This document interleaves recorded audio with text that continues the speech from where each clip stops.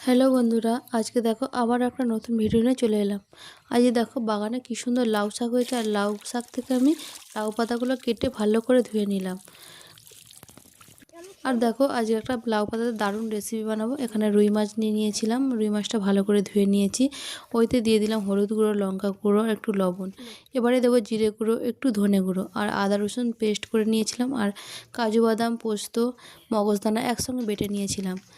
আর দেখো একটু সরষের তেল দিয়ে দিলাম, দিয়ে ভালো করে ম্যারিনেট করে 10 মিনিট ঢাকা দিয়ে ঢেকে রেখে দেবো।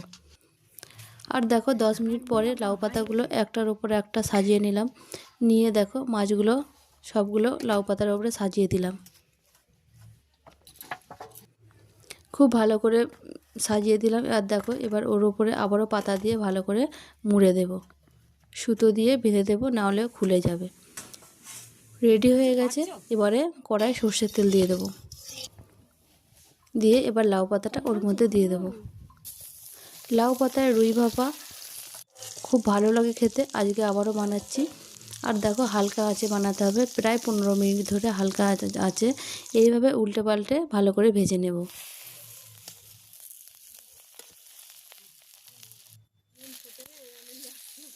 আবারও উল্টে দিলাম, এইভাবে প্রায় 15 মিনিট রান্না করে নিলাম। আর রান্নাটা প্রায় হয়ে এসেছে, এবার নামিয়ে নেব।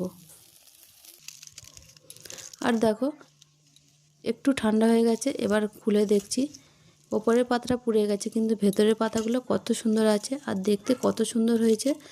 গরম ধোঁয়া ওঠা লাউ পাতায় রুই ভাপা, খুব সুন্দর গন্ধ বেরিয়েছে। তোমরাও চাইলে এইভাবে বানাতে পারো, খুব ভালো লাগে খেতে। আর দেখো আমি গরম গরম ভাত নিয়ে চলে এসেছি।